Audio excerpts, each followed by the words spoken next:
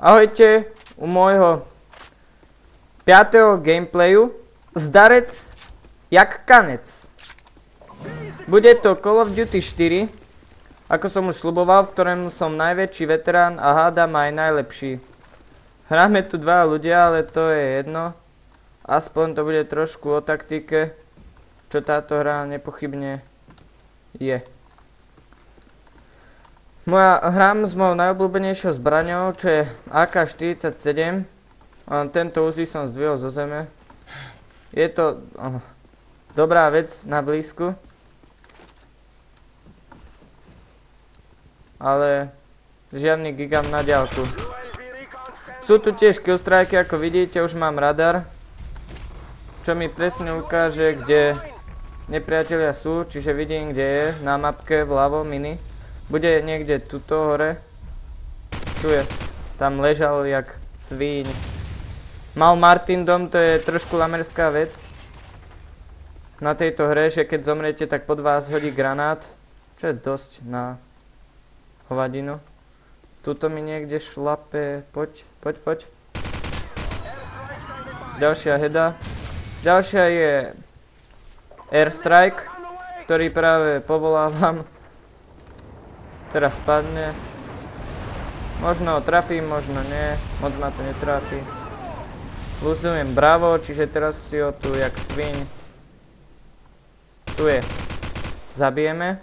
To bolo to spomínané dierovanie, ktoré som práve predviedol. Ideme dole, lebo tuto ma už bude očakávať. Tu ho počujem dupať. Poď sem. Teraz postál, asi ma chce skempiť. Aha, ale teraz sa mu to vydarilo. Mohol som mať helikoptéru, nevadí. Nevadí. Táto hra je tiež na levely, čo je rozdiel od Call of Duty 2. Už po mne strieľa s týmto. Toto je tiež lamer, čo proti mne hrá, lebo s light machine gunmi hrať, čo majú milión nábojov. A žiadny poriadny. No s týmto nebudem hrať určite.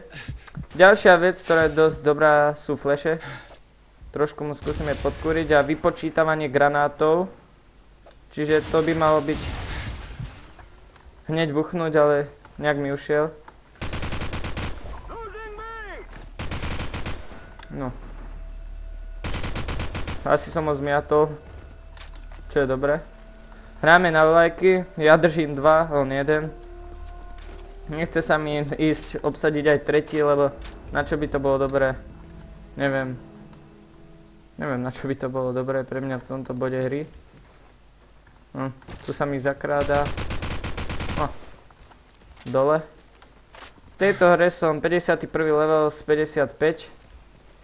Čo je mne je vlastne jedno, aký som level. Mne stačí kalach, ktorý je od 4. levelu, čiže to dáte za 5 minút 4. level. Trošku lagy, ale to je v pohode pre mňa, lebo túto hru proste poznám jak moju dlaň. Niekde tu zakempáva sa, tu počuť nejaké zvuky, tu niekde kráča. Ale pekne tu. Zas mám radar, čiže ho idem loviť. Dobre, tu si. Idem si po teba. No, miláčku. Skúsime ho prekvapiť s Uzinou. Tu hore musí byť. Prekvapko bolo dobré. Naplánované. Kde si? Poď radar, ukáž mi. Dobre, tu niekde. A náš nepriateľ, náš oponent sa odpojil. Asi som ho príliš prevetral. Čiže týmto končím moje prvé video. Majte sa a na budúce.